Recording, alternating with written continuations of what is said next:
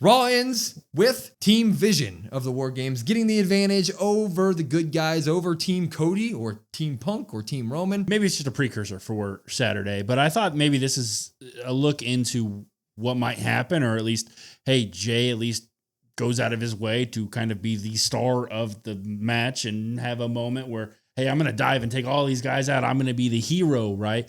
Well, it ends up costing Big Jim and his team tonight. I could see the similar thing happening on Saturday. That's kind of what I at least thought was going to happen Saturday. Now that it happened here, Brock Lesnar fell on his ass, so that was funny. That made me laugh. Paul Heyman came out with Brock. Maybe that is important to note.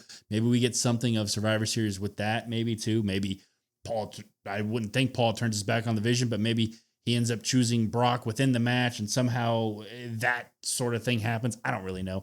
It was all chaos, but it wasn't good chaos in my opinion. Yeah, bad chaos. Bad chaos, and then you fade to black like the second that we actually get to see what we want to see on the screen. That doesn't build my intrigue. That's like, okay, I sat here for 2.5 hours watching your Raw for this moment because you told me that Brock Lesnar was coming after Roman Reigns tonight, and literally 5 or 6 seconds into them finally wrapping up, we just fade to black. I mean, I didn't like it at all. I'm okay with the Vision getting the advantage, obviously, because the bad guys have to have the advantage in the War Games match a lot of the time because, you beat up on the good guys the whole time, and then eventually they get to have their superhero moment and make a big comeback. So I'm okay with that. I do like how Logan Paul got it because, people are going to boo the hell out of him. And now he shows his value to the team when you're looking at the rest of the team. Logan Paul carried his weight here. He was able to get them the advantage. So story-wise, I like that. I just think the chaos at the end of this episode of Raw was kind of just, wasn't really done well. But still excited for the War Games match.